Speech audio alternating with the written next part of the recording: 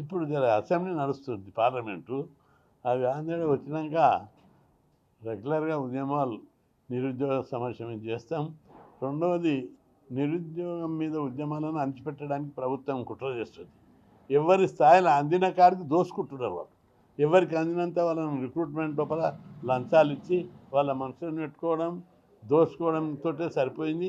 Police వాళ్ళతోటి వాళ్ళ చెప్పు చేతుల్లో పెట్టుకొని ఉద్యమాలను అణచిపెట్టేటువంటి ప్రయత్నం జరుగుతుంది. అది జరగని, ఇది డెమోక్రసీ. ఎవరు ఆపుతారో చూస్తాను. నేను ఇన్వాల్వ్ అవుతా ప్రతిరోజు ఉద్యమాలతోటే. గతంలో మేము ఉద్యమాలు చేసేప్పటికైనా రేవంత్ రెడ్డి ముఖ్యమంత్రి అయ్యాడు నిరుద్యోగ సమస్యలు.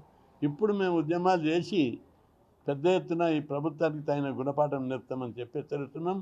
ఈ లంచాలు తీసుకొని ఉద్యోగాలు భర్తీ చేసే ఏ విధానం అవుతుందో దాని మీద సమగ్రంగా విచారణ జరపాలి.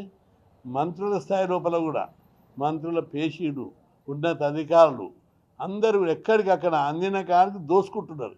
ఎవరికి అందితే అంత దోసుకొని ఉద్యోగాలను అడ్డగోలుగా రిక్రూట్ చేసుకుంటే దీని మూలంగా రాజ్యాంగబద్ధంగా బీసీ, ఎస్సీ, ఎస్టీలకు దక్కవలసిన పోస్టులు దక్కకుండా పోతున్నాయి.